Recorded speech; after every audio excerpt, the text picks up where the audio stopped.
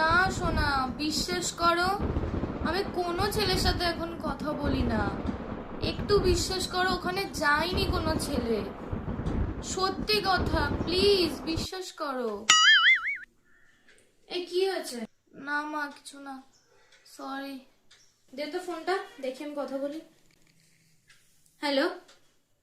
হ্যাঁ, তোর সমস্যা কি রে? এত এত কিসের সমস্যা? এখানে যাস না, ওখানে যাস না, সেখানে যাস না, কোনো ছেলের সাথে কথা বলবি না, এত কিসের সমস্যা? আমি পুরো জিন্দেগিতে তোর মতন একটা টক্সিক ছেলে দেখিনি। হ্যাঁ, এই ছেলের সাথে কথা বলবি না, ওই জামা পরবি না, এখানে যাবি না, ওখানে যাবি না, সেখানে যাবি না, এই করে খালি বেড়াস। কি রে তুই? আমরা মা বাবা হয়ে এত সন্দেহ করি না, ওকে এত আটকাই না, তুই আটকানোর কে? নেক্সট টাইম দিয়ে যদি এরকম দেখি না, আর কথাই বলতে দেবো না। জীবনেও কথা বলবি না ওর সাথে। ফালতু ছেলে একটা। রাখ। ধর, এইসব ছেলের সাথে কথা বলিস কেন?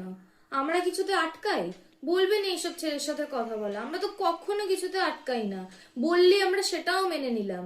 যদি জানতাম এরকম ভাবে জীবনেও কথা বলতে দিতাম না তোর সাথে। চ, এখন কান্নাকাটি না করে চ, ঘুরতে যাই কোথাও, বাদ দে এইসব ঝামেলা জীবন থেকে। চ।